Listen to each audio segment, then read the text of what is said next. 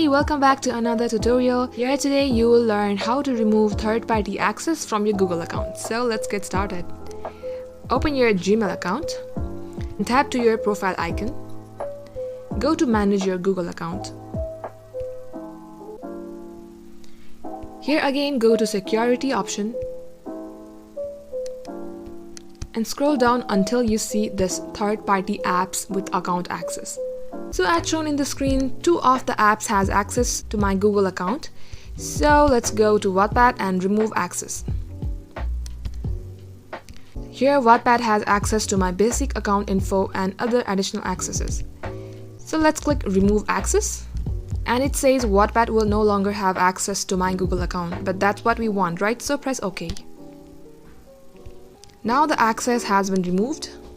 We will go back. Again scroll down.